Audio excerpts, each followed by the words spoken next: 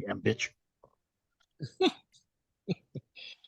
Fuck them kids. Gentlemen, welcome to the Blake Sal Show with Mark. Celebrating its 10-year anniversary, dominating the podcast world. Now sit back and relax, and let's welcome your hosts, Blake, Sal, and Mark.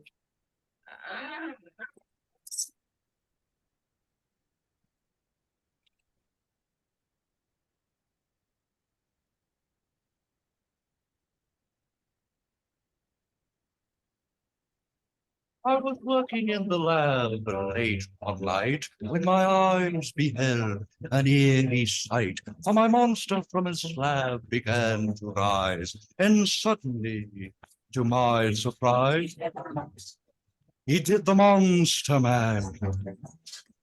It was a graveyard smash. It caught on in a flash. He did the monster mash from my laboratory. Hello and welcome to the Blake Sal Show with Mark, episode number 482. I'm your host, Blake, and I was on the bike for over 111 miles over the weekend during Telefondo because I was able to control the bike by myself because Mandy was in Vegas. So I did over 111 miles with my team, so that was fun. Had a fun weekend. Let's go around. First of all, let's bring on my co-host, the biggest heel in podcasting, the man who was nice enough today to put down the Britney Spears memoir to come on the show. Sal, how you doing? You know, I was pretty close to calling out of work today. And then you told me it was going to be a short show, so I decided to give my eyes a break. So we'll talk about that in a minute. And let's bring on the man with legend, the man who did the whole 5 miles this past weekend on the bike, which is big for him. Oh, he's actually shirt today. He actually wears the shirts we buy him. Anyway, Mark, Dad, how you doing? Doing well. Of course, this wonderful season in Wisconsin. You don't know what type of weather you're gonna get because for hours it changes. Okay, well, before we get to that, because I do want to vent about that too. Let's talk about the opening of the show here. So I'm doing the run sheet. And I'm like, let's do a Halloween-y because next week we're not recording. We're recording after Halloween. So I'm like, this is our only opportunity to play Halloween music today. And I had a song I wanted to end the show with. So I'm like, well, how about let's have Dad open the show? And I actually wrote down the song on the run for asking him what he wanted to do. I know him so damn well. So at dinner last night, I asked him at dinner. And Mandy whispers to me. She's like, Monster Mash. That's what he's going to say. Dad did not hear her. Dad didn't hear her. And I had Monster Mash written on the sheet. And Dad, what did you say? Monster Mash. It was like the weirdest match game ever. I had one of 3 choices: either Monster Mash, Thriller, or Don't Fear the Reaper. I was just like, that was the best match game moment ever. Oh man, because the song's short. So I want to make sure we get that out of the way before the song ends. It is short. It's only a 3-minute song. But anyway. Yeah, happy Halloween, everybody. On Tuesday is Halloween, which is so weird. It's not a Tuesday, but our trick-or-treating is on Sunday this weekend? Yep. Is it on Sunday? Yep, it's on Sunday. And guess what? I'll be watching the Giants game, so I'm not really stressed about it. I'll be watching. Way, so I have to actually find a way to watch the Giants game because I figured, well, it's on. It's a big game. Well, the problem is it's not a big game here. Right. And it's head-to-head with the Packers and the Vikings at the same time. So there's not going to be any other game on, and we don't have Red Zone anymore. So, it's not on ESPN Plus. That's not NFL. It's NHL. NFL doesn't do that. Oh, they don't do NFL? Nope, they only do the Sunday night game.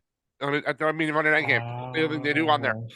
So NFL Plus has their own streaming service, and they actually do a la carte games. So I got to see how much that is, and I can watch the game on Sunday. They do a la carte, which I appreciate the fact they do a la carte. So like, I can do with that. I'll worry about that. I'll worry about that on Sunday. But it's Giant Jets week, so that's a good thing. But anyway, yeah, Dad talked about the weather. So this weekend we have Telefondo. And for those who don't know, our exercise equipment is right by the living room window. And okay, for those who don't know what Telefondo is, it's an unofficial Peloton event where we ride in teams, and the team that had the most miles wins the thing. The never knocked out crew. We've won now 3 Telefondos in a row. Hey. And by the way, we won in a landslide with half our team not even riding this one. Oh wow! Because we had 15 people in Vegas. A couple people were hurt. One's pregnant. Like, we had a bunch of people that could not ride this time, yet we still won in dominating fashion. So January is the next one. So that we're going to be at full strength in January. No one has a clue what they're getting stuff into in January, but full strength. But anyway, that's what I was saying. No, so I have the wind. So when I got up on Saturday morning to set up for Saturday morning, I had 2 fans set up by the bike, and I had the window open. It was like 45 degrees when I got up on Saturday morning. Nice breeze. Don't have to sweat as much. It's nice. Yeah. Everything's set up. When I went to bed Saturday night, Sunday morning, it was 32 degrees outside. It's fucking freezing. Now I had to turn the fans down. It was so fucking cold. Well, that's on Sunday. Tuesday, I get up on Tuesday, about 40 something degrees when I get up for work. By the time I get home from work, it is 77 degrees outside. That's a big swing. It was 81 was the record. It was a Milwaukee high record on Tuesday at 81 degrees on that day of the year. It was like, wow. What the hell went on this week? And now we're back to normal fall weather now as we're doing this. But like, it was a bizarre 48-hour weather swing. Yeah. And unfortunately for the trick-or-treaters this weekend, it's going to be damp and cold. Oh, good. That's what she said. Right off the How bat. How cold is it? It's colder than a witch's tit. Okay. Zing! Ding. There it is. Well, as Sal says, though. It's also okay. No, Sal, I was setting you up for your line. As Sal says, though, talking about trick-or-treaters. Oh, yeah, fuck them kids. There it is. There it is. I was like setting you up. So just remember, if you run out of M&Ms, it's not our fault. Yeah, I was like, I'm setting you up. Like, I'm setting you up for your catchphrase. Like, I'm sorry, it's not on my background today, so I Okay. got a little confused. it's all good. All right, we'll actually get into things. We'll talk more stuff after the break because it's going to be a fun show. Damn, Justin Timberlake. Hang on, after the break, we'll get into it. Help support the show and all departments. You can find the show and other products we work on, including the upcoming Clerks Minute final season at thebiggesthousehow.com. Sal. You can buy our shirts, stickers, hoodies. Britney Spears' new memoir, The Woman in Me. I mean, it's no I Know I Am, but it's a pretty good read so far. And not to be confused with the trophy, my brand new navy blue Stanley Cup that I'm very happy I got on sale, by the way, which that's very rare for a Stanley Cup to be on sale. I know. I have mine right here. You can buy all these fabulous products at our TeePublic store. Click on the TeePublic link on our website or go to TeePublic and search the Blake Sal Show. Wait a minute. Did my book come in, Memoirs of My Life Outside the Square Circle, come in yet? I saw that up myself right now. I think I got that up myself right. When were you ever in? Oh. Yeah, I've been inside the wrestling ring. For pictures. Well, there you go. For photos. So But do have you I. serve any side boob? Well, there is no side boobs cover yet, but you know what I mean. Only Justin Timberlake knows for sure. Sorry. Oh, and if anyone's interested, we finally know why Britney Spears always would put that rose emoji on all of her posts. It's because inside the slipcover. You could have waited until after the break. We could have talked. Okay, wait a minute. No, Inside. no, you could have waited until after the break. You could have waited until after Okay, the break. so inside. Hang on. That's say your slide so we can go to break and come back and talk about the book. I actually was going to book and talk about it after the break. You don't have that on the run sheet. I know I was going to surprise you. I was going to surprise you. Hey, so do we get my wrestling brawling brute little stuffed buddy in yet? What? Not a line that's actually available. The playoff from a couple weeks ago. So it's kind of break. We'll come right back. Just get her sticker and put a sticker on it. There you go. All right. It's gonna break. All right. As always, go pick up Mandy's book. I know I am. Stop mentioned it already. Available at Amazon, Barnes & Noble, and Orange Publishing in English and in Spanish. Those in the Nandy and Mandy show. Apparently, people are listening to it and then binging it. Apparently, so I'm getting messages from people questioning things that are on that show.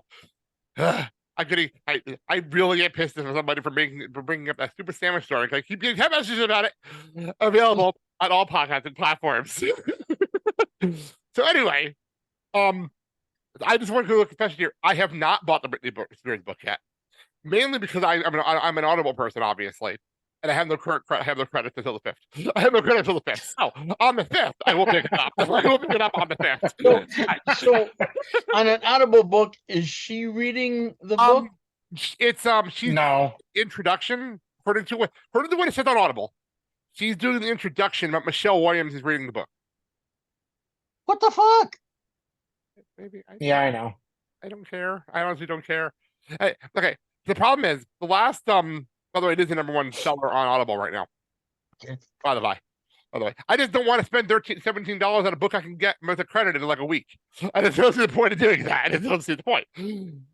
But by the way, I do get Audible credit. By the way, they now have it on the option where you can buy a book without a credit in cash now. It used to not be an option. It used to be that as an option now. But, Oh, okay. and it used to not be an option. It's only a 5.5 hour book, really.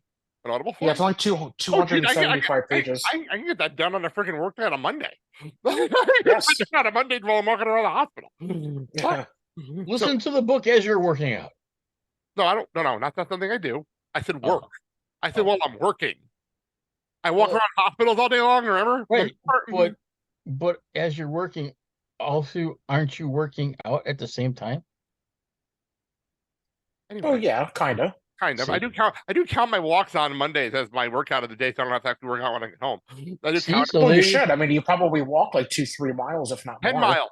10 miles on Monday. Well, then there you go. See, so I you can consider that a listen. workout. So you can listen to the book, work, and work out at the same time. Yeah, You're I multitasking. do have to finish the book. If- and I am If completely- my Apple Watch considers a 3/4 of a mile of a walk as a workout, then I'm pretty sure a 10-mile one is a workout. Yeah, I have my Peloton app on my phone, obviously, because I always keep it on my phone for obvious reasons. And Yes. yeah, I can go to that real fast, and I can actually tell you exactly from Monday. It clocked in at 5 hours, at over 5 hours and 4 minutes at 10.4 miles. Oh, sorry, Wow. 10.67 miles. I'm sorry, 10.67 miles. 5 hours and Wow. 44 minutes. I'm sorry. There it is. That was the official walk from Monday for work. That was my work day. So Yeah, that's a workout. yeah, definitely. Okay. But yeah, I'm currently listening to a different book on Audible. I'm actually listening to a romance novel right now. So I'm listening to a romance novel, so I have to finish that first. But anyway, so Sal, the book is in your hands finally. I'm so sick Yes. of it. I do want to actually read it, but I'm so sick of hearing about it. I'm not gonna lie. 'Cause every time I'll open Instagram, it's Britney Spears said this. This is this. That's in Kimbering's the jackass. Like every single time I open an app, that's all I see. Well, now explain about the rose. Yeah, now you can get to the rose story. Yeah, sorry. I just wanted. Okay. Yeah, so for like over a year and a half, every post that she would do, well, 95% of the posts she would do, she would always have a rose emoji. And we were all wondering why. And if you take the slipcover off, it's actually printed on the front cover.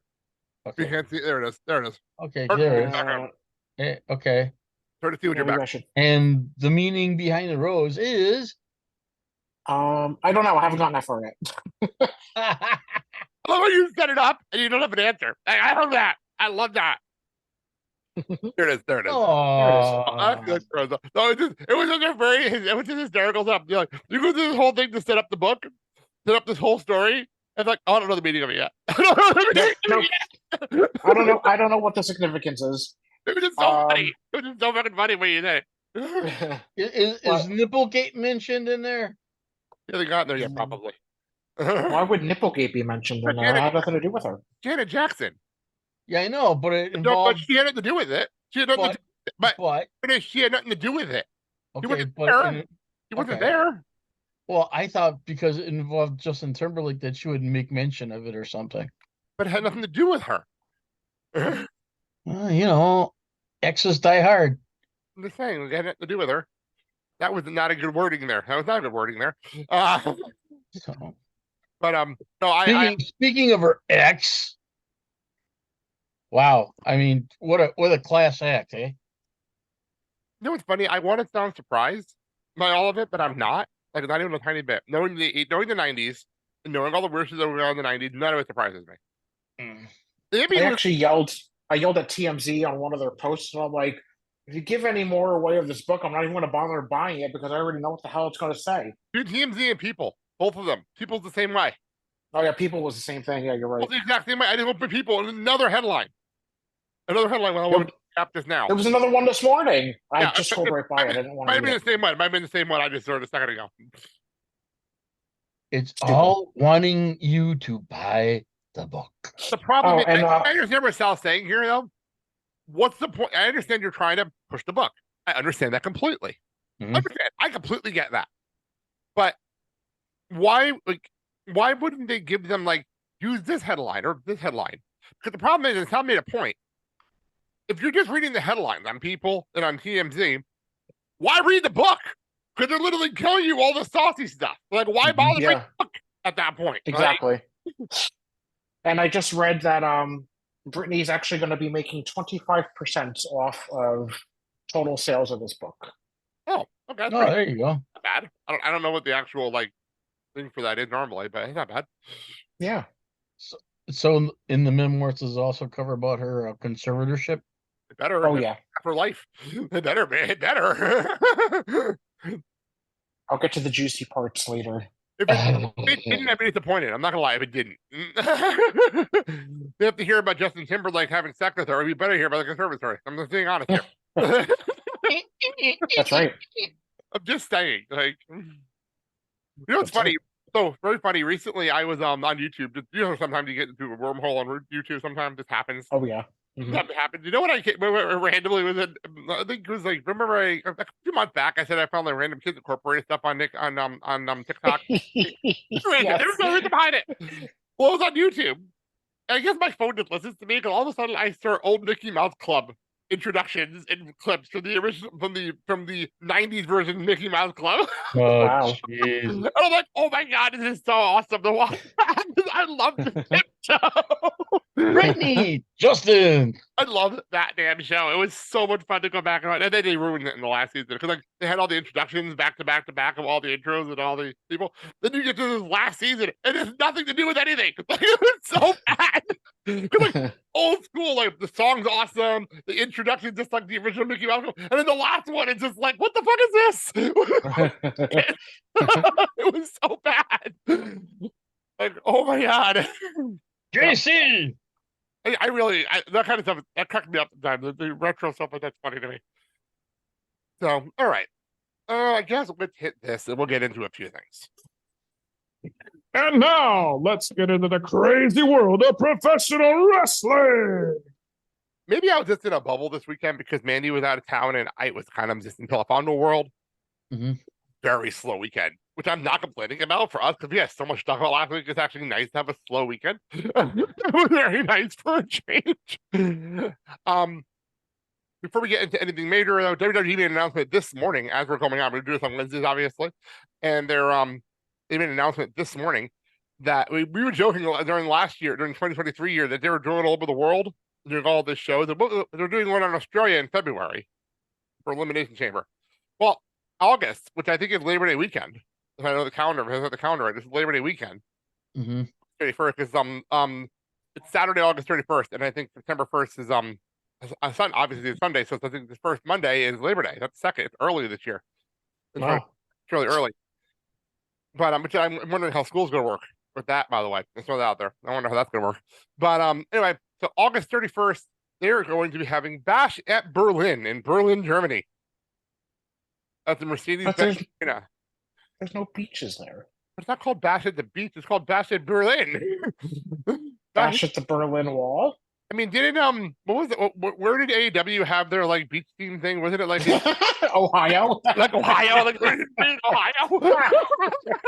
It's so stupid. It was a beach blast, right? It was like in Ohio for no reason whatsoever. Beach Bash in Ohio. Next time they should do it in at least do it in Detroit or something near water. Isn't Ohio known for snowing? Was it snowing that day too? Isn't Ohio one of the places known for spring break? Is it? No, I'm just kidding. He's making a joke. I heard a sarcasm with that one. He's making a joke. Oops. But yeah, so I never care when they go out of the country. That means the shows are at noon. I have never a problem with it. I love when these shows go overseas. Because we get our nights back. We can enjoy our Saturday night stuff. So that's cool. I'm just curious when SummerSlam is, because if they're doing this on August 34th, when the hell is SummerSlam? It's at the end of July. Oh yeah. Again, like I'm just curious when that Um, is. But they haven't announced that yet, obviously. So this is only the third announcement. They've announced the Rumble, Chamber, Mania, and this. They haven't announced anything else in 2024. maybe SummerSlam will probably be mid-August if they're looking at that. That's too close. I think end of July. Wasn't it end of July last year or the year before? Like July 3rd. I always thought it was like the first week of August. I I thought it was the first week of August. It's still a month though. It's still a good month at least between shows. The middle of August is too close. I think it's just too close. Mhm. And you know that AEW is running that weekend too. So another double that weekend. Wait. We'll get to AEW in a minute because I have thoughts, especially after this The weekend. thing with the WWE, aren't they also coming up with a new program? I guess from what I read, Heard this yet? What's this? Superstars of the Future. I have no idea what you're talking about, but what is it? What is it? Isn't that called NXT? NXT Next in Line? Isn't that? I mean, Level Up. Isn't that called Level Up? I guess what this program is, it's going to talk with the up and coming Reality show? Is it a reality show? somewhat, but it basically is going to showcase the up and coming future stars in WWE, and basically What's it called? Called again? I'm looking it up while you're talking. and you get background Yeah, about answer your question. What's the name of the show? What's the name of the show? Superstars of the Future. Looking it up too. So I did this is the first time hearing this, so I'm just looking it up too. I'm not saying you're wrong. I had never heard about it until just now. Again, been in a bubble this weekend. So if it's announced this weekend, I've been in a bubble. So I guess these younger superstars, the newer superstars, will get exposure and background, and I guess they're trying to develop a fan base through the media that way. I don't see anything about this I'm anywhere. not seeing anything. I saw it I got it through Wrestling Inc. So I'll check that later because I have not seen anything. I literally went through something earlier to see if any news, and I didn't see anything about a new show. So you see if I saved it. Unless the name is different. the name's different. I haven't heard about this at all. I'm actually looking up WWE show new. See if I can find anything. This is news to me. I don't have a clue. But whatever. Well, if that happens, we'll see. As long as it's not another wrestling show, I'm packed with wrestling shows at this point.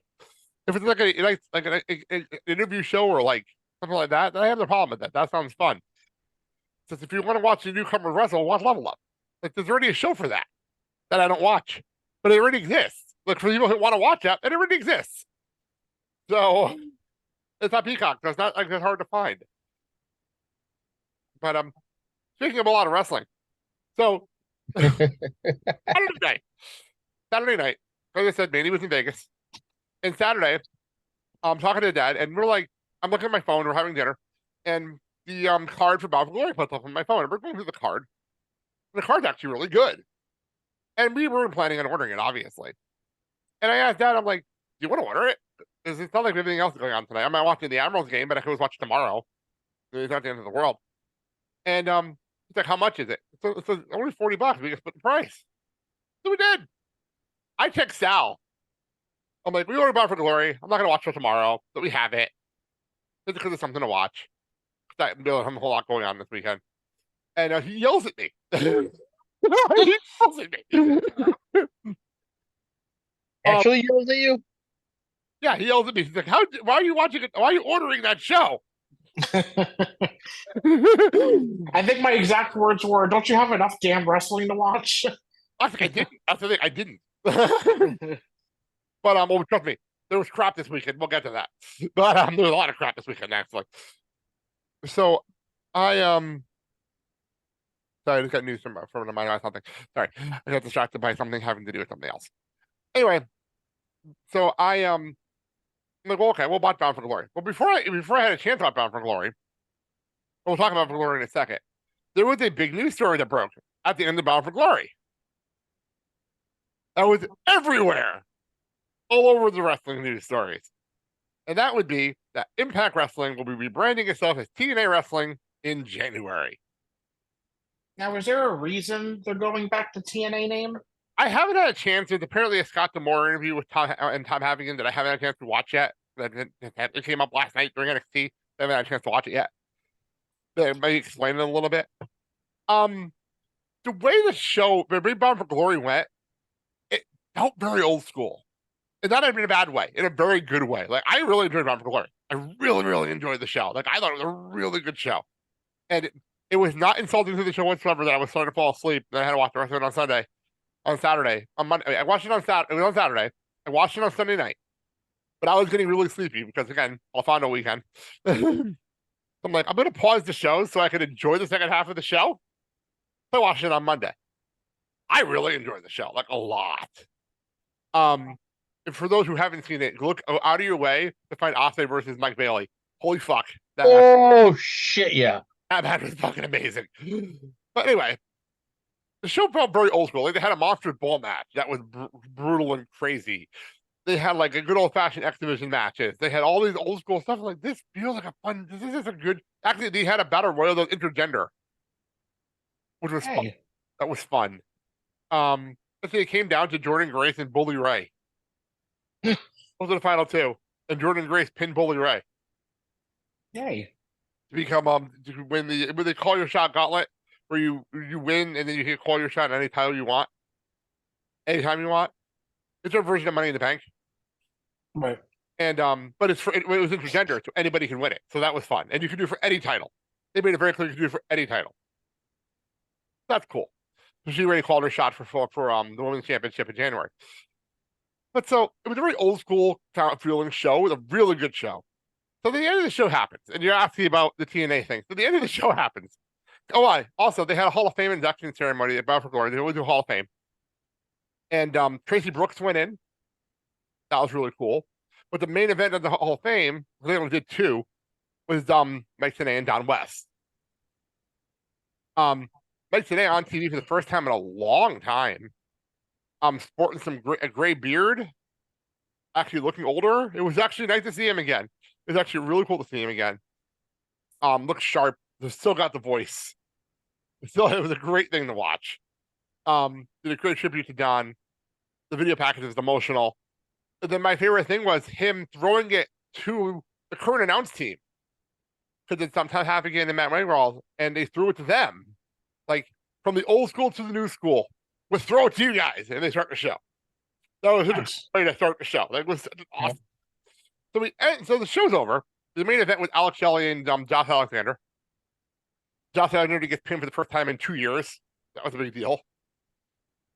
And we end the show. Well, we thought we ended the show. It was a very TNA moment. I think the show's over. And they cut to a field. I'm not joking. They cut to a field. And they have all these wrestlers from like the various this generation, but like also like Frankie Kazarian and people like that, walking and meeting up in the middle of a field. And I'm trying to figure out who went into the ocean to grab this big chest. I don't know who did that. It's weird. Was it Broken Matt Hardy? It wasn't Broken. No. I think it was Frankie. Was it Frankie? It's Broken Matt Hardy in AEW, so he can't be involved in this. He did it. But the cool part what they did was they're doing this whole thing. They're like, people are chanting it. It doesn't go. It's never gone away. So they get the chest out. Whoever it was, doesn't make a difference. So they get the chest out of the ocean and they bring it onto the beach. This is exactly what I'm describing. Is exactly what happened. And they all hover. It's terrible acting because it's Impact. It's terrible acting. It's wrestling. It's never going to be great acting. It's what it is. You know what I mean? You don't expect 5-star acting when it's not the bloodline.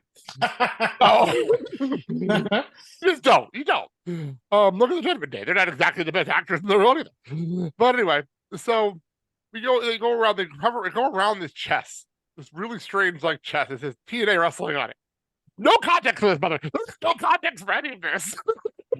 No context for this. And then they open the chest, and all of a sudden, it was like when you look at the movies where like you wake up from a coma, but like all of a sudden everything comes back to you, like flashes back to you. Like all of a sudden, like, you have this big like flashbacks.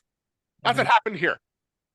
They opened up this chest, and all of a sudden, like you went into a wormhole where they flash back to the history of TNA Wrestling back like from 2002 up to like whatever the hell Impact Wrestling was, like Don West and Mike Tenay in the background. The old announcer that passed away a couple of years ago, his voice is in there too. The old Cross the Line music's playing in the background, and I'm like, they showed AJ Styles and Samoa Joe and Sting and Kurt Angle and all kind of stuff. I'm like, what the hell is going on? All of a sudden, it ends. with the TNA logo popping up back up on the screen again for the first time in what, like 5 years? Like 5 years this thing's been gone? Yeah, about 5-6 years. And it pops back up on the screen and it says, "We're back." And then they bring a logo back up, and Hard to Kill, which is still my favorite Impact Wrestling pay-per-view name of all time. And then TNA Wrestling, Hard to Kill. Now, keep in mind, I watched this on the replay. That's where they cut it off on the replay. After no. that's where they cut it off on the replay. Mhm. Plus, what they did was the clip that Dad said he saw, they put on Instagram. So there was really no point in keeping it on the pay-per-view feed because they put it on their social media. There's just no point. So Scott D'Amore, who is the head talent relations, who's the head talent guy, was in the middle of the ring after the show. This is after the show's over. Keep in mind. And the crowd showed this video. So the crowd was chanting TNA. The crowd's going crazy for this. He literally says, TNA Wrestling is fucking back in January. And apparently they're going to be doing a full redesign. They're redoing the set. They're bringing in brand new title belts. Mm-hmm. They're redesigning everything coming in January. Why? No idea. Is it a cool idea? I say all right. The problem I'm having is it's still on Access TV. So if you don't have Access TV, you still got to buy the damn show on YouTube. Like that's my only problem with this. Like, maybe they're thinking, well, if Billy Corgan can do it, so can we. This is true. Oh, yeah, we're going to follow up on that. The NWA is going to be on the CW soon. I think with the rebranding, I think they're looking to go back to what brought them to the dance, and maybe they'll get a more lucrative TV deal, or maybe they're looking for someone to come in. You know, the rumor mills buzzing that supposedly CM Punk may be coming. Okay, CM Punk, I will squash that rumor right here.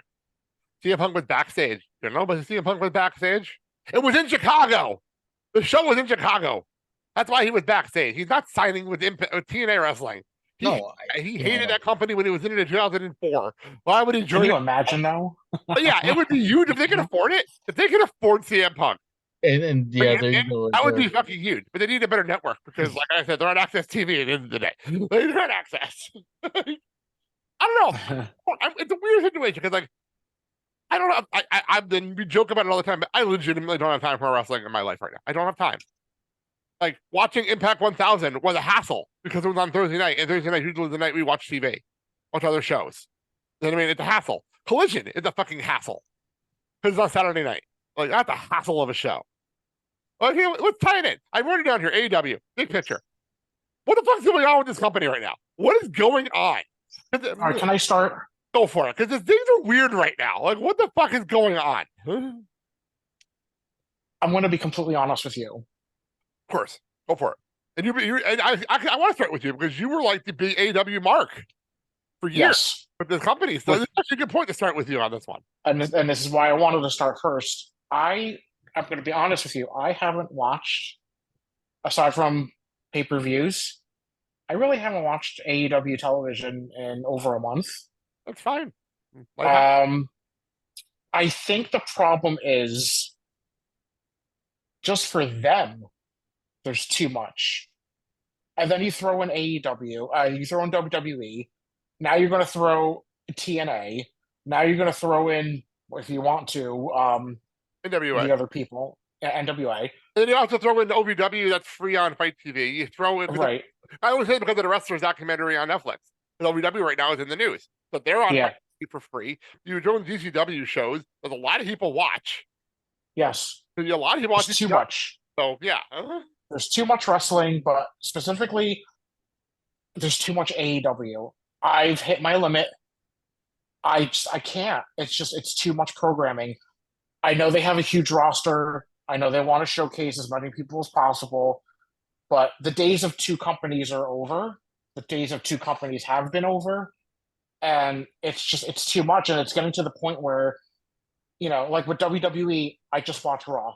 I draw the line. I can't do SmackDown. I can't do NXT anymore.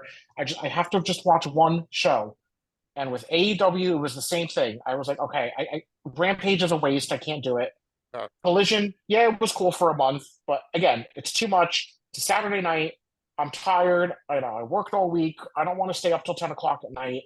But it's getting to the point now where even Dynamite, it's turning into a little bit of a chore. And I don't necessarily watch on Wednesdays anyway, mainly because, at the time I was watching Big Brother and whatever. But like even just watching it on my DVR and having the luxury of fast forwarding through commercials, I don't want to do it anymore. It's too much. It's too much. I need a break. I'm like Ross and Rachel. I need a break. What's interesting is, I'm a wrestling. I love all wrestling. I love watching a lot of wrestling. And this weekend was interesting for me because, like, I love SmackDown. I won't miss SmackDown. I love SmackDown. I'm going to SmackDown this week in person. And, like, That's right. Exactly one of my favorite shows I watch every week because what I love about SmackDown, and NXT is the same way. NXT this week, I'm not excusing this week because Halloween Havoc, they're doing a little differently because it's specials right now. But normal circumstances, they have a nice, compact 2-hour show. You're not confused. You're not lost. You do your thing. Raw's 3 hours, but they've gotten better. Raw's actually been the third hour, hasn't been a slog lately because the show's actually been really good on Triple H. But NXT, I love that show because it's straight up. There's no reason to have to watch Raw most of the time. There's no reason to have to watch SmackDown most of the time. NXT, if you decided that's your only show, it's a fantastic show for it because literally there's a 2-hour block of wrestling. You get your fill, you follow along with the storylines, they're easy, and then you're done. That's it. There's nothing else. You don't have to worry about anything else. You don't want to. That's awesome. SmackDown is a great show. You come in, 2 hours, you're done. For us, also it's also time zone. The show's over by 9 o'clock, and you're done. Like, for instance, for SmackDown this week in person, the doors open at 5:30. Bell time is 6:30 because there'll probably be a dark match, a couple dark matches probably. SmackDown starts at 7. The show show ends at 9. Probably a dark match afterwards. We'll be out by 9:30. We'll be out the door by 9:30. 10 o'clock. And that's not the case with AEW, and that's another thing too. For example, you're sitting over 6 hours. Oh, Dynamite. Perfect example. Thank you. You set me up perfectly. You set me up without me realizing it. When we went to see Dynamite, last time we went to see Dynamite, and this is exactly how the show went. Out of the door, 5 o'clock, they open the door. 6 o'clock, Ring of Honor taping starts for an hour. Fine. I can live with an hour because that's when you're sitting down, you're getting your food, whatever. And most of the time, they're going to be throw Willow on that show and things like that. Like, it's not bad. But it's an hour. It's like watching Sunday Night Heat as a comparison back in the day. It's not that big of a deal. But then you have Dynamite. 2 hours, we're done. And then Rampage comes out after that for an hour. And then, right before Rampage, for the Rampage main event, Tony Khan comes out and says, we have more Ring of Honor matches after Rampage. Why? Why? And like, he was trying to say, like, Vikingo's here. You should stay for Vikingo. It is 10 o'clock at this point. We're not even. And it's a Wednesday. People have work the next day. Exactly. It's school. It's not even school. We're not even done with Rampage yet. And so literally, you look at each other, like, do we even want to stay for the end of Rampage?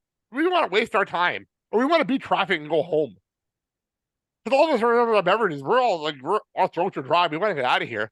So literally, Jungle Boy's entrance hits. We do the whole, like, Tarzan Boy thing. This is back when it was a babyface, obviously. The whole Tarzan Boy thing. And we left during the match of the main event of Rampage. We left. And the funny part is, if you watch that episode of Rampage, you can see us. You can actually see us leaving on television. Oh no! If we watch Rampage, I wanted to see the main event because we obviously didn't see the main event. So we're watching Rampage, and the complete accidental, the camera angle hit, and you can see us get up and walk out. Oops. But apparently, my boss was at that show. Apparently, the taping went till 12:30. That's 12:30 on a Wednesday. On a Wednesday. So imagine if that was here. I know. But the other thing is when they start doing these multiple tapings, and I know one of them when we went, they brought in Giannis to basically pump up the crowd and keep them entertained and everything, and made people stay. If you have, wasn't this taping? That was taping before. But wasn't Giannis on like Rampage for no reason that week too? Yeah. There was a reason for it. There wasn't this last year. Was the one before it. I think that was the one that was before what pay-per-view was that? Before the first Forbidden Door. That was when Okada was there. Because I remember I lost my shit and I lost my voice because Okada came out. Yep. And that was the Giannis night because CJ was very confused on what the hell was going on. Because he's actually the regular sports. outside of walking into the Packers game. He doesn't pay attention to regular sports. So he comes out, and Giannis is and he knows the name because it's the Bucks, and they had just won the NBA championship at the time. Yeah. But like, if you're not a basketball fan, who cares? Like, who actually gives a shit?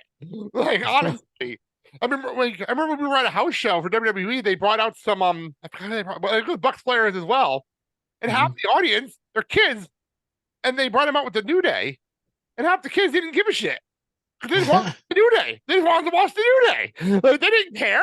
Like, all these extra things that are going on around them, they don't give a fuck. But yeah, that was the night that Ronda for some reason was on Rampage for some reason that night. I don't remember the reason was. That was like it was so stupid. But I think if you look at the overall performance of AEW, and I echo Sal's sentiment, is that you've got all this programming, okay, and you've got Rampage, which is an hour.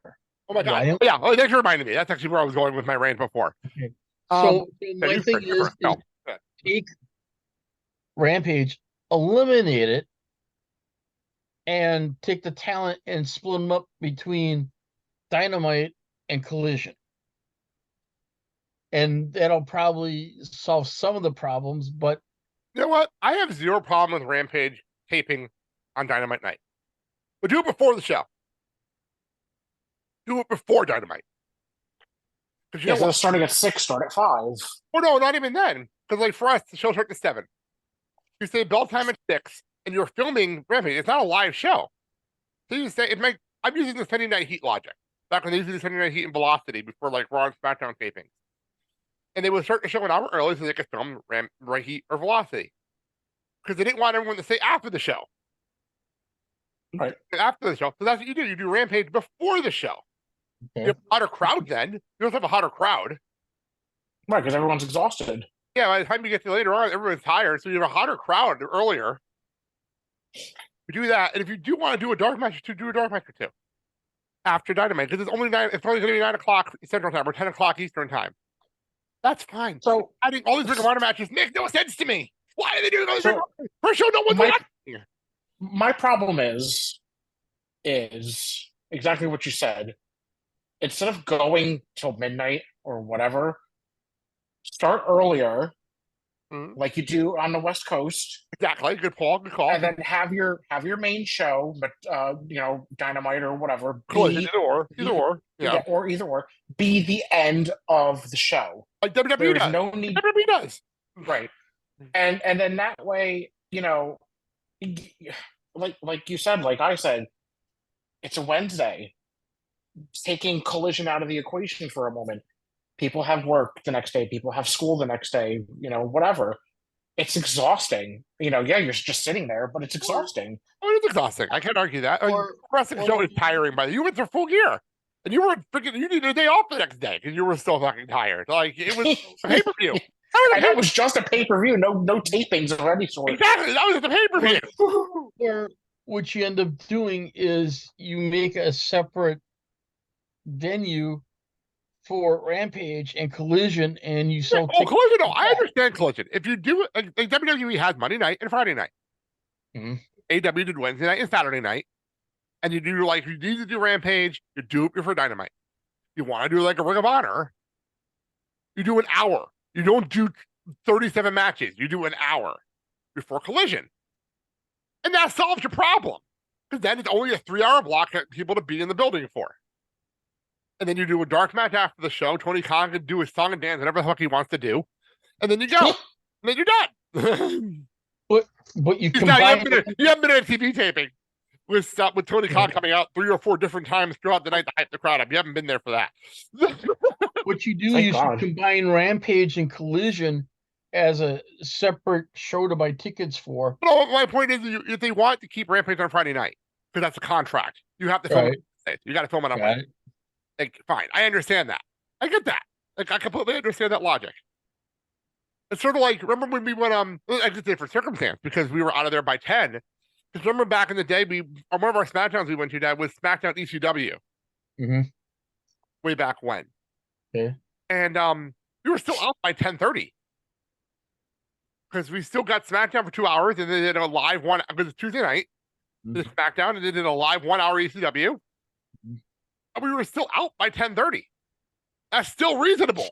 That's still really reasonable. You know what I mean? And we still got to see 2 shows, a dark match after the show, and they did. I think they were doing heat matches beforehand. So we still hit sort of like 3 different shows where we're still out of there before by 10:30. Like, Yep. You can still do extra stuff. You just got to be smarter with the scheduling. Mm-hmm. Because it doesn't help that in Sal, and I tell this Sal all the time, because if you want to get some more information on something, say, go to WrestleTix on Twitter X. They are fantastic at attendance. They do it. They show the attendance stuff. They track it all the time. And when you have house shows for WWE outselling Collision or Dynamite, they're the problem here that they have to solve. Because you literally have house shows in little markets that WWE is running on the weekends that have bigger audiences. And I know WWE is red hot right now, but like they have bigger audiences than your television shows. Like that's a problem, a massive problem. That's how it be. Like it's one thing for like SmackDown every week on SmackDown, because SmackDown's a hot show right now, to have 10,000 people in the building every week. That makes sense to me. But how come a house show have like 6,000 people, and that is outdoing an AW Dynamite? Like it makes no sense. Yeah. So that's just, I don't know. That's just something I always think about. And plus, if they didn't learn any lessons from freaking the Tuesday Night War situation. Where here you go. NXT Deadline is going to be in Connecticut, right? This is real Brussels on my phone. Okay. The show's not till the beginning of December. They've announced nothing except they tease they're going to do Iron Survivor Challenge matches.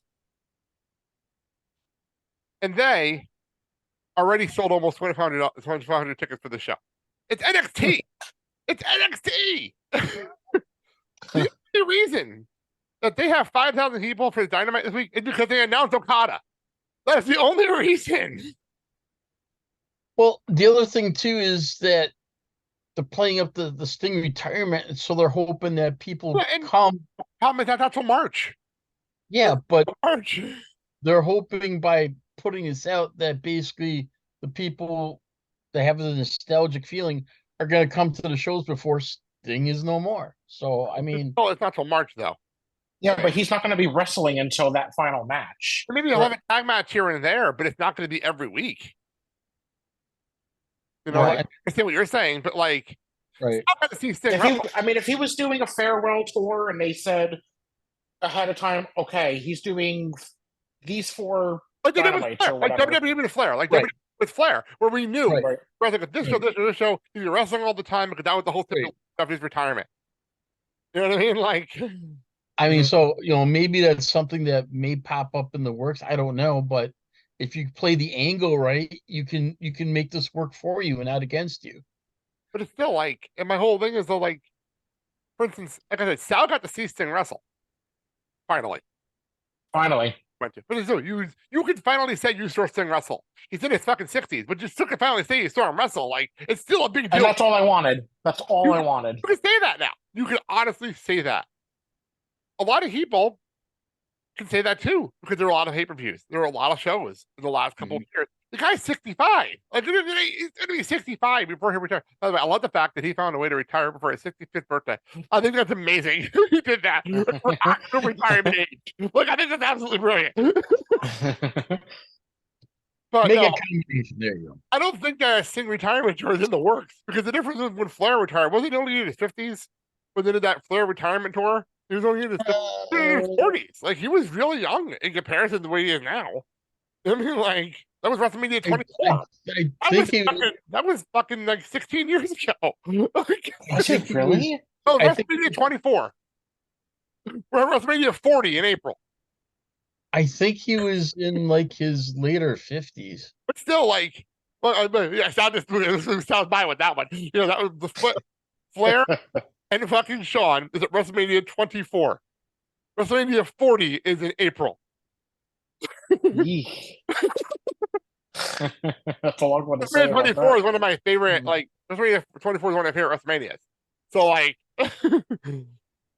I mean, AEW has to figure out something to basically keep afloat and not lose audiences. I mean, I don't know what else they can I have a do. question. Go ahead. I actually, this is interesting for me. Because Sal skipping shows lately is actually interesting for this. Do you even know what's going on storyline wise right now, Sal? I mean, aside from the clips for Adam Copeland, I had to think about that. No? And that whole scenario, I really don't know much of anything. And that's fine, because here it is. That's my point. Because you missed it, for instance, you went on vacation. You came back from vacation. You didn't watch any wrestling, obviously, for the entire week you were off. And that's fine. Absolutely fine. When we went on vacation, when we went to Jersey, we obviously, we missed Money in the Bank, and we missed a couple things. We caught up on things here and there, but, when I got back, I had to catch up on something for the show, more for the show than anything else. But the thing about WWE, difference between WWE and AEW, you miss a week of programming. Outside of pay-per-view, obviously, because it's different circumstances. Right. You miss a week of programming, it's not that big a deal. They'll catch you up. They will catch you up within minutes. You will know exactly what you missed, no matter what. AEW That's true. AEW does not do that. You miss a week of programming, you're screwed. You are screwed because you don't know what happened. You don't know unless it's a major part of a major storyline. Even then, they don't even do that well. They don't even do that well. I mean, and what's the new one now besides Adam Copeland? And him with what's his face turning heel? Yeah. Well, no, with Christian. Well, Christian Cage is different. Christian Cage is different. Nick Wayne turned heel. Right. No, also but that's a different circumstance. Because that was at a pay-per-view. To South Point. That was at a pay-per-view. That happened. Oh yeah, that's right. And now Wardlow's back, and Wardlow's mission wants a belt. No, you just made my point. There it is. You just made my point right there. Wardlow's back, and he didn't even know. He didn't even know that. Did you know that Miro and CJ Perry are having this weird little feud over on Collision? Only because of the tweets or X's or whatever. They're having a weird feud, and now Andrew Dextretti's in the middle of it. It's a weird little thing going on Collision right now that I'm convinced is just. I'm convinced it's more play at this point. Then this week it was last week. She approached Andrade El Idolo. But I personally like TK on Rampage announcing. By the way, Rampage. Okay, you're gonna have Rampage. And I understand they did the show in Texas, and they have this big Hispanic crowd in Texas. I understand what they did here. They had this big Hispanic audience. That's why Penta was on Dynamite, and how the biggest ovations of the night because they're right by the border, and people love that. And that's fine. I understand why you have Penta on Dynamite for that very reason. I get that. Yeah, you're catering to the audience. It's good. But 100% makes sense to me. Someone needs to explain to me why. Because I fell asleep before Rampage on Friday. I watched it on Saturday between Pelophono stuff. That's not a background noise. It's not something on in the background. Somebody needs to explain to me why on Rampage we spent 25 minutes of a 1 hour show having two wrestlers that are not in an AEW contract fighting over who is the best wrestler in Mexico. You're talking about the Rocky Romero. Rocky Romero Mystico match. Mystico, by the way, better known for more people as Sin Cara. The original or the original Sin Cara? The original Sin Cara. The original Sin Cara debuted on AEW Rampage to face Rocky Romero for the Pride of Mexico. I swear to God, this happened. Why? And then the ring announcing crew basically went into details as far as when these belts were established, and it's CMLL. I get that, but what was the point? Why did we do this on American television with no setup? If you wanted to do this right, you would bring in one of the ring announcers from CMLL and basically give more background. I mean, if you're going to, I personally love the referee in the ring. That randomly, I don't even know who the referee was. If it was an AEW guy or not. It was a CML guy. Was a CML guy because they just had a referee shirt randomly had a CML logo slapped on the back of it. Just so you know, this is not an AEW official. I mean, if you're going to do this and bring in wrestlers from the promotion, then do it right. Don't try to piecemeal it, but that's what they did. And That's why the first Forbidden Door failed. Because the hardcore understood. I've had this argument with John. I've actually had this argument with John Parker. Where I say to him, I'm like, yeah, we know who some people like. I love Kazuchika Okada. I love the guy. I think he's amazing. One of my favorite wrestlers in the world. If it wasn't for me, Mandy would have no clue who Okada was. Zero clue. Had no idea. And he's one of the best wrestlers in the world. She'd have zero clue who he was. Like Tanahashi, same thing. Naito, same thing. All these people that came over from New Japan, they don't explain who they are. Well, they barely explain who Jay White is, and he works for this company now. I was gonna say, you bring in Jay White and one of the best wrestlers in the world. Like, and to their credit, I'll give old credit where it's due. They took their time and they are explaining the Bang Bang Gang now. Right. You know what I mean? Like, I give them that. And I mean, by the way, yeah, Sal, the Bullet Club Gold is also known as the Bang Bang Gang. So there you go. Okay.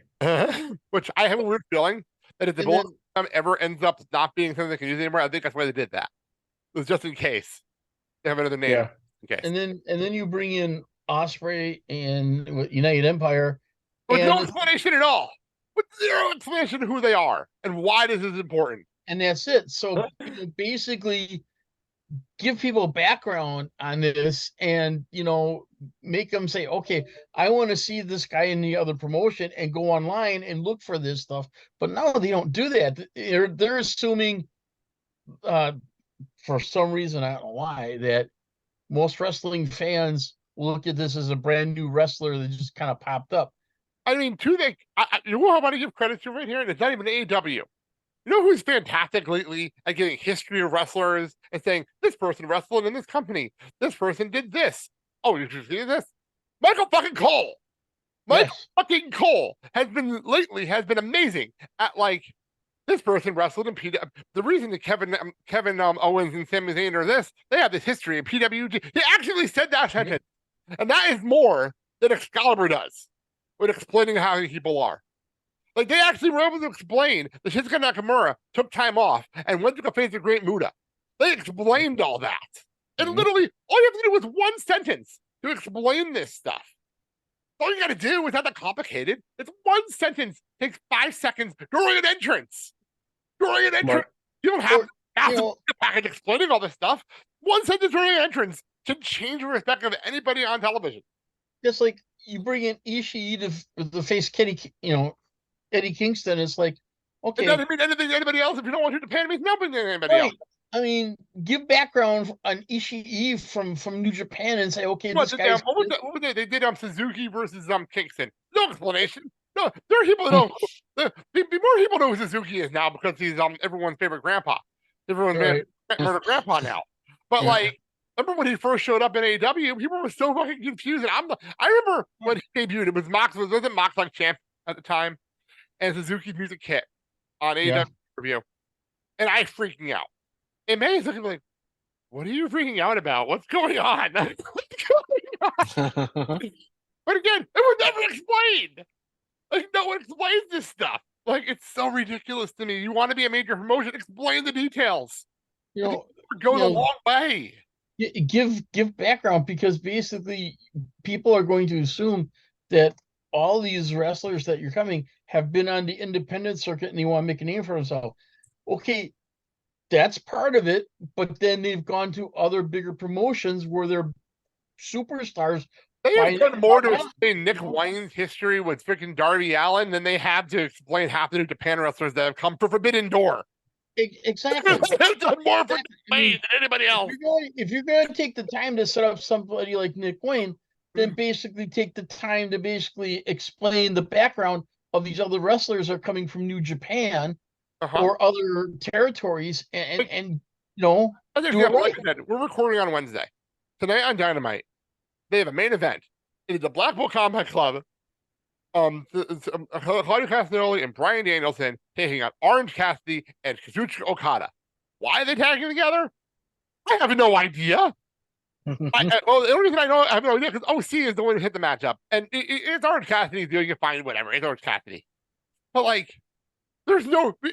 Is they gonna explain that Orange Cassidy and Okada are in the same faction in New Japan? Probably not. They probably won't explain that because they are. I wouldn't have known that either. Yeah, So they they are. won't. Best Friends and OC are actually in Chaos, which is a big faction in New Japan. They're Right. actually part of it. So, But they never and explain that. They never and here's do that. here's the thing. Do you think Excalibur is going to mention this when he's doing Probably commentary? not. Probably not. But like, You know, and that's a that's big the deal. If you want to explain like why, how the hell is OC associated with Okada? Because they're in Right. action together in New Japan. right. Action And, together. and that's the thing is that you don't do the talent do justice by not putting on the background of Exactly. these wrestlers. So So I love that selfie action. Like I didn't even know that information. Like I know that. well, I mean, Thank you. if someone wants to get word to TK that if you want to do something, do it right. Or to stay off Twitter. That works too. You know, Twitter. give the background to these wrestlers that they deserve. TK is too busy. TK is too busy doing 100 hours of work in a 40-hour work week. So like TK needs to delegate, and I I don't know know how this man literally runs AEW, does 3 television shows, also does analytics for the Jaguars, and also runs Fulham. I have no idea how he does this. Like, the man is not a human being because that's literally 3 full-time jobs in a week. He needs to delegate. He needs to delegate, but I think the other issue with him is trust issues. He doesn't know who to trust to make sure they're going to do this right. So if he figures, if I do this, if I give this to someone and do it wrong, I'm just going to end up redoing it my way. So I think you know what happened. Remember when an AEW started? That's a good point, actually. That's a very good point. Because remember when AEW started, it was the creative team was like was it like the Bucks and Cody and Kenny were helping him with creative, and then they had god awful end of the year brawl with the Dark Order. That god awful, like one of the worst endings to a TV show ever. And that was when he said, "No, I'm going to run creative right now." The problem is that was almost 3 years ago when that happened. That was almost 3 years ago.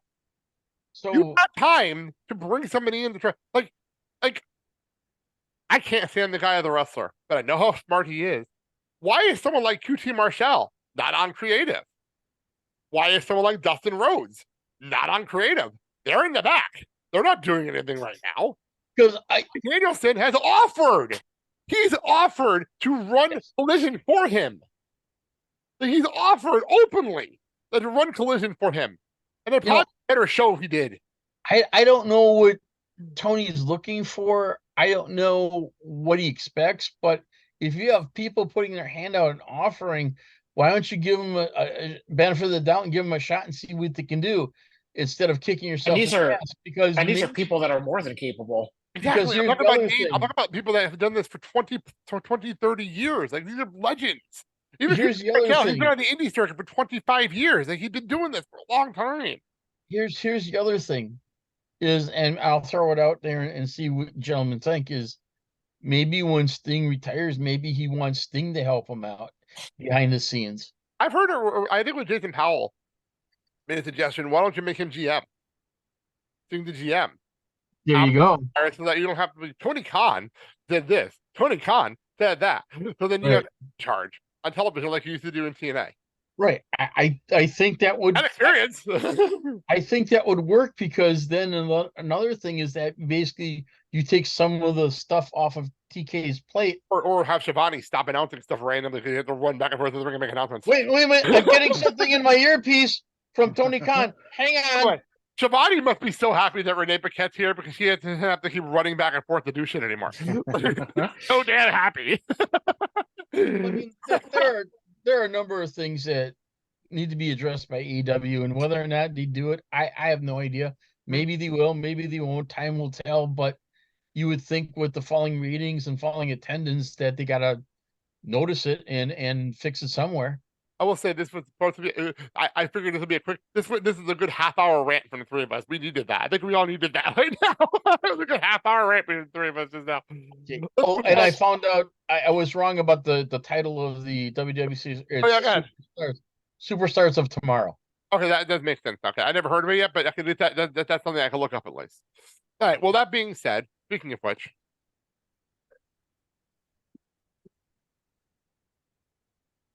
get back to NXT Halloween Havoc happened this past Tuesday night one. So we were joking about the band New Year's Day, Vampire, the song is playing in the background. But they actually performed live on Tuesday. And it might have been actually one of the best live performances they've had on WWE in a long, long time. Like, it was actually really good. It was really good. Good.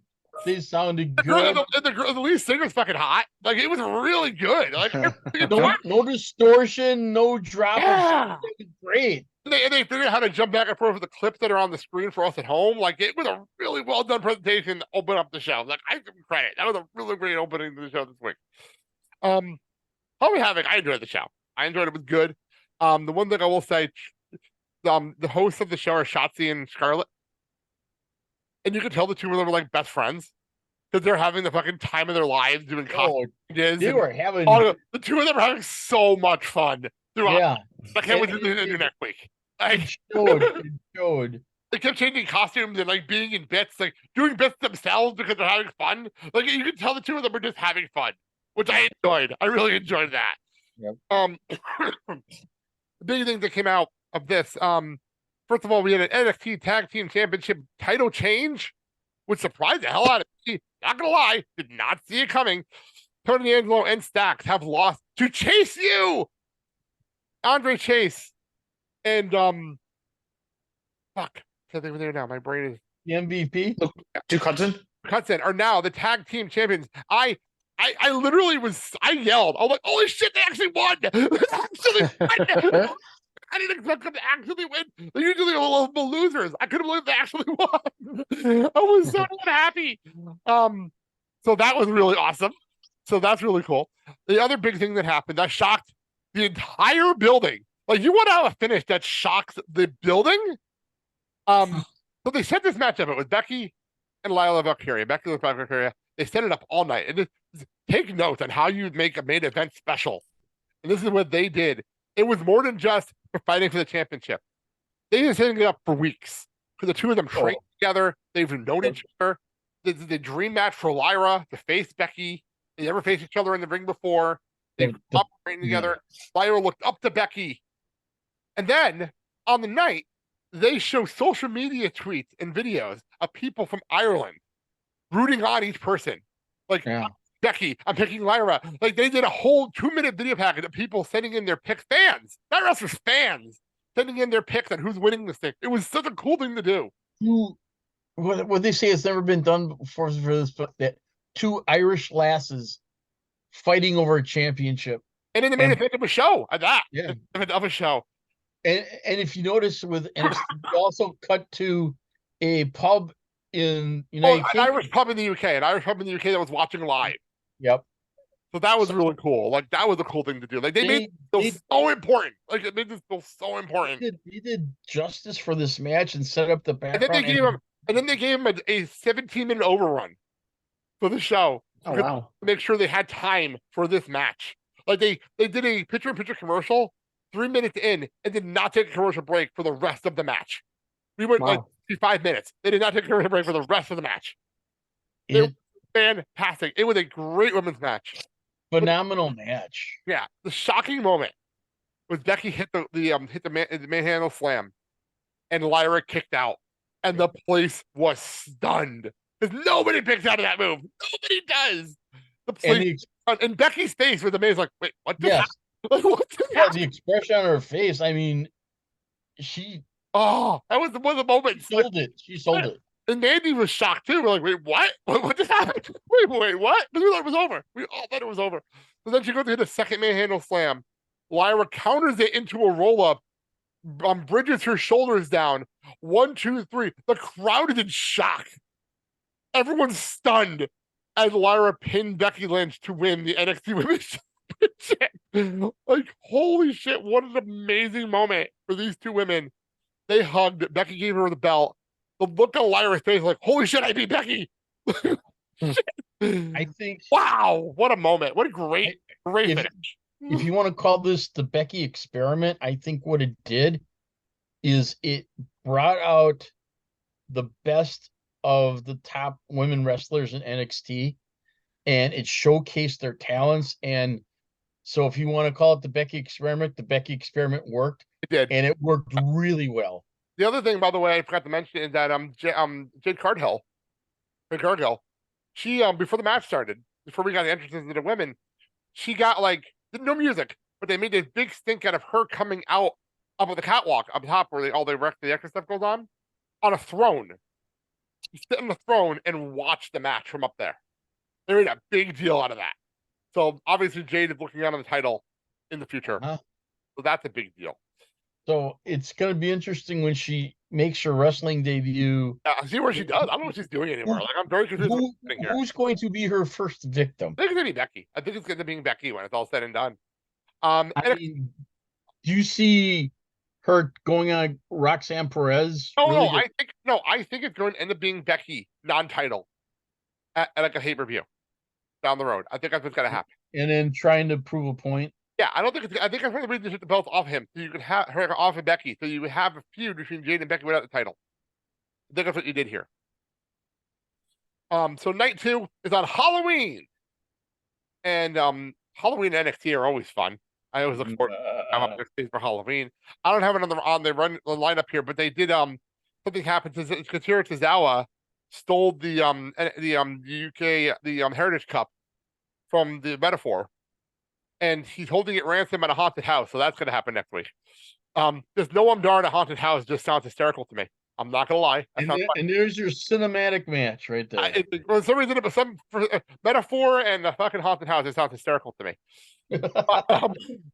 And then the actual line, they moved on Mr. Stone and Braun Breaker from night 1 to night 2. That's happening on night 2. But it was so sweet because Von Wagner told Mr. Stone told Von Wagner that he was his friend. What an adorable moment.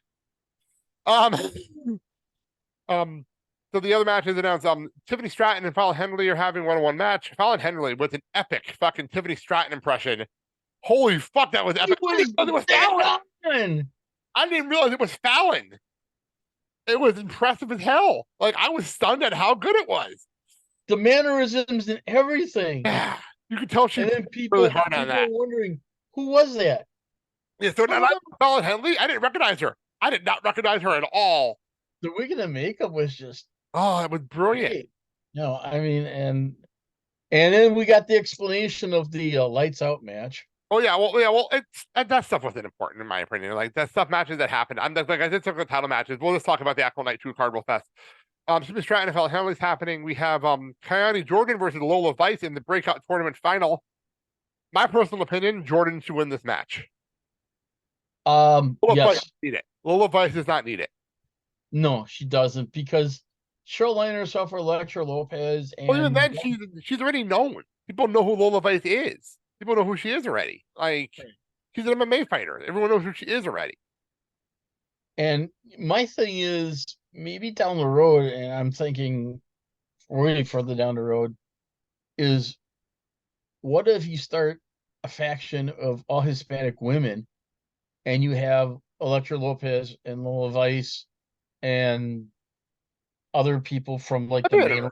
That'd be fun. Well, then you pretty much have the female version of the LWO at that point. Yeah, that's what I'm looking at, and basically they'll have their own faction. They'll start kicking some ass, and they'll get noticed more.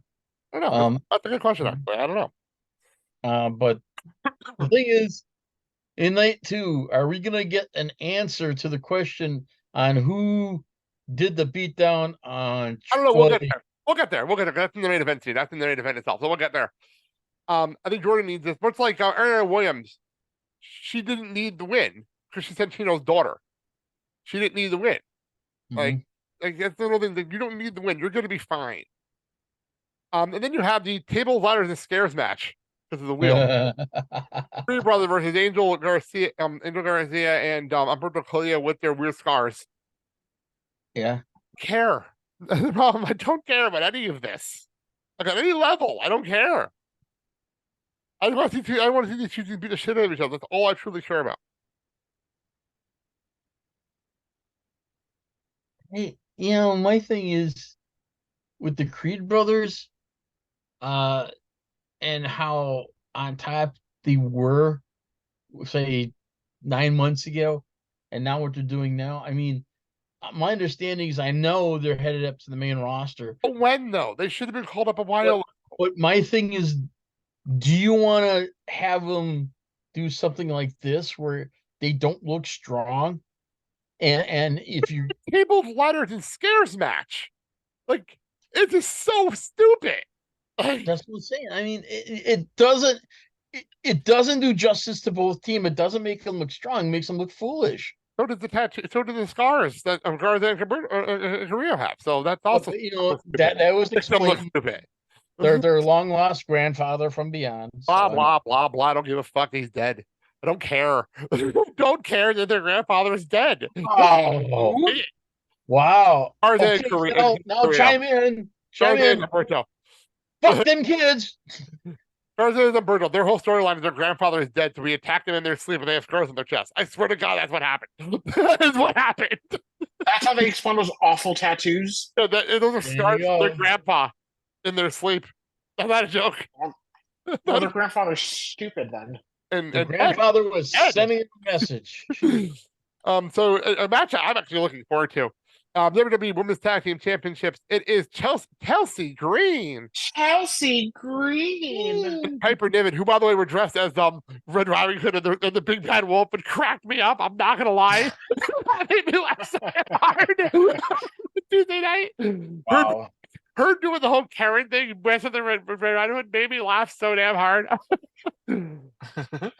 They're facing Thea Hale and JC Jane. Thea Hale and JC Jane were celebrating with Chase U in the back when this went down, so they're going to try to get their own tag team titles in Chase U. So that's fun. In the match, I'm actually looking forward to this. Nathan Frazier did his whole talk segment, and he did this, probably his best one he's ever done, where he challenged Dominic Mysterio to a match for the North American Championship, calling him out. It was actually a really great video they put together for Tuesday. So it was Dirty Dom versus Nathan Frazier for the North American Championship on Tuesday night. If you're going to take the belt off him for real, this is the time to do it. If you're going to take the belt off Dom for real, this might be the night. What do you think? Yeah.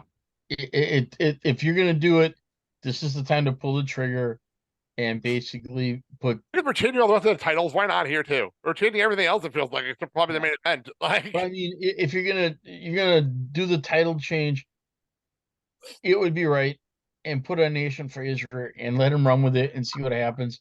There's always a plan for Don down the road, so it's no big deal. Dom is fine. Dom's gonna be I fine. mean, he's with the Judgment Day, so they'll take care of him. What the hell? So what do you think? I mean, it wouldn't make sense for him to drop the title again. So okay. And the main event is the third of the series. It is Dragunov versus Hayes. 3. It's very Shawn Michaels to have a trilogy of a series. I'm not gonna lie, I have no problem with this because it's like Hayes was champion, Dragunov lost. Hayes lost the title to Dragunov, never happened in the rematch. There's actually, if you're gonna have a trio of matches, at least this makes sense and how we got here. At least this makes sense to me. Like, you worked hard to get here. You know what I mean? You had Carmelo win a number contendership match and everything else to get back here. So I have zero problem with it. But Dad made a question earlier. Who attacked Trick Williams? All signs point to Carmelo. All signs point to Carmelo. That's too obvious, in my personal opinion. Too obvious. My pick on who put the beat down on Trick is Ilya Dragunov. I was thinking the same thing. And basically, here's the thing: Trick. He's scared of Trick. If Trick wants to play interference that night and cost Dragunov the title, and it goes to Carmelo Hayes, then the Hayes Trick Williams friendship gets cemented even more. Yeah, I don't think that's happening. I think what you do is you have Dragunov win, but you have to end the third match clean because this match this series has been fantastic. It's just fantastic. Not necessarily. Well, let me explain why. You gotta go ahead. think like problem is you're thinking like Vince. You can't think like Vince anymore. I'm You sorry. can't think like Triple H and Shawn Michaels now. You gotta actually think of logical booking. You gotta think of logical booking now. And my point is, you have Trick go after Dragunov after the match. Because Trick knows who beat him up. Trick knows who beat him. So if it is Dragunov, you have Trick attack Dragunov. But you don't give him the title match right away. You have him earn the title match at deadline in the Iron Survivor Challenge. Okay, so I got something that we can even echo with that is at the end of the match, and Trick confronts him, and Dragunov says, "Yeah, okay, I'm the one that did it." And now Carmelo's It was listening me to all along. so now Carmelo's listening to this. It was me, Austin. Carmelo! It was me. That son of a bitch. Yeah, thank you for getting my reference. If it wasn't for that damn Trick Williams, I would have gotten away with it. But, Ilya basically admits it, and now you got both Trick and Carmelo angry, and he basically is like, okay, who wants him the worst? Trick wants him the worst. Exactly. Well, remember, we have the Deadline Iron Cyrus challenge matches. So, like, you know, number contenders match. So, if you're going to do it, you do it that way. Or if you want to make it into a tag team, have Ilya find a partner and do against Trick and Carmelo. I'm only reason I say that because I know we have the Iron Cyrus challenge matches coming up. So, that's the only reason I say it that way. But at least it's interesting and intriguing and what's going on here. My personal favorite, and Sal, you'll laugh at this one. They asked Baron Corbin, were you the one that jumped Trick Williams? And he said, why would I do that behind his back? I'll just punch him right in the face in front of him. He's not wrong. Give me your honesty, Baron. I appreciate your honesty. If there's one thing that I've been appreciating about Baron Corbin at NXT is he is just like, I'm here because I can and I want to beat people up. That's why I'm here. Like, there's no other reason why I'm here. I love his honesty and I love his bluntness. Like, I really do love Baron Corbin. Here's another name to throw into the mix. Dijak. Maybe. I mean, again, that might be too obvious because Dijak beats everybody up. It's almost too obvious. Like, throwing out Wesley's name was a nice surprise. Like, I didn't expect him to throw Wesley's name out there because he hasn't been in a while. That was a nice surprise. Dijak could be the hitman for Ilya. True, but then it goes back to Ilya anyway. So there you go. See? I mean, yeah, true. Well, that is NXT. We have one last thing to do because, by the way, it's funny because it's almost Halloween. I look at the calendar like, oh shit, I gotta start working on year-end stuff. Because like the whole like behind the scenes year-end stuff I gotta do for the show. It's already in October already. I gotta start working on year-end stuff. But it's the end of October. We're almost in November, so that means one thing.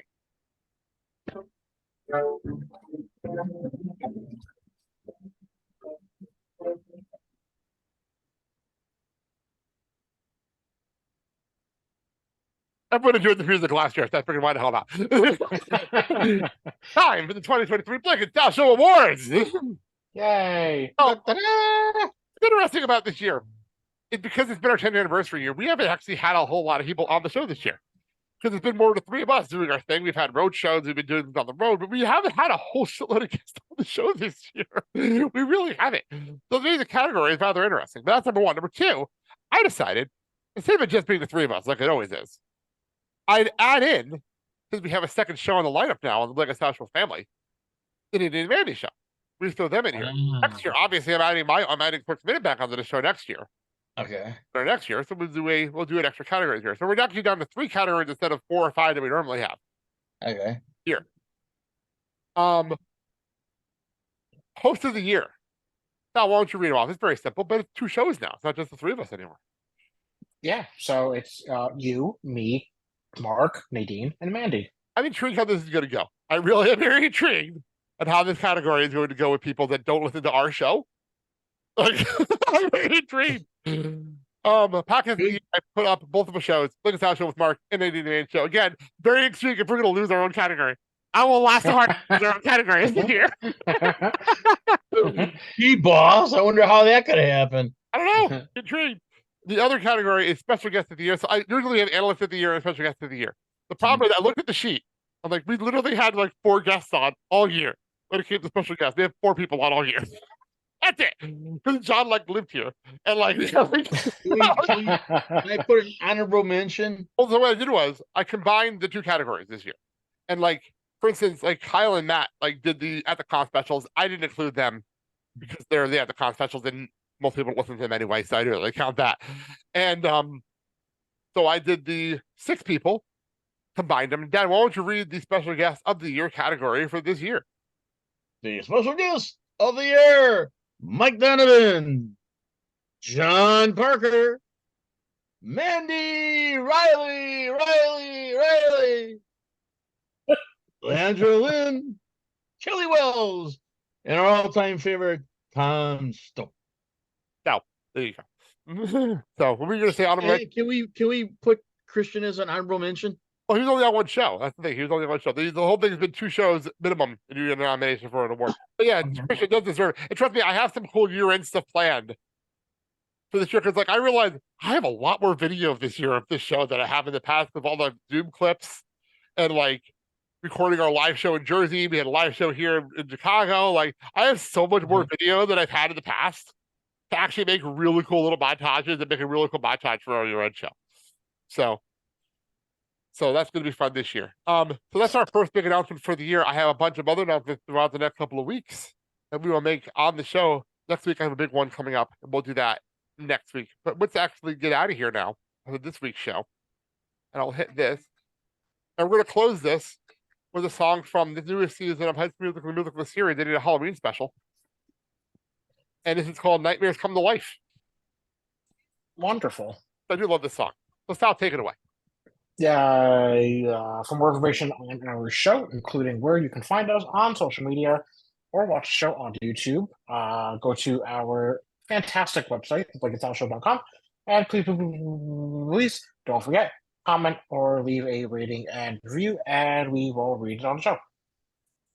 That's your thing. Hey, as always, it's been your pleasure. And if you happen to have a local independent wrestling organization where you preside in, please patronize this organization. These are young men and women that are coming up in the world of professional wrestling sports entertainment. They want to show you what they're able to do by their moves, by their charisma, by their promo skills, by the whole package in order to grab that brass ring to get them into a major organization. And you can say, hey, you saw them first there, and you can follow them wherever they go. So please do this, but do this respectively. Act like an adults. Don't act like arse looks and assholes. Because, hey, you know, it's an all-family environment, and we need to be kinder to everyone, be a little nicer in the world, and the world will go a lot better. God willing. No, it won't. Fuck them kids! Fuck them kids.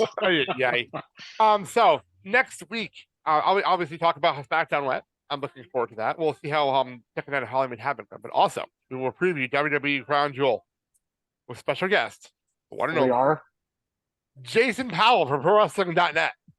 Yeah. Here, preview Crown Jewel with us next week. Wow. I've been working on this. I'm sorry, I have to wash my hair next week. I'm not going to be able to make it. I've been working on this one for months. So Jason Powell will be here. We're literally working on this one for 3 months to get him on the show this year. Yeah, I feel honored. I may have to, like, wow. For a clean shirt. Well, hey, you know, fuck them kids. How did that coming? I'm Blake. I'm Sal. I'm Mark. And you've been listening to the Blake and Sal Show with Mark. Have a good day, everybody. Damn Britney. See ya, y'all. Buy my book. Damn Britney Spears.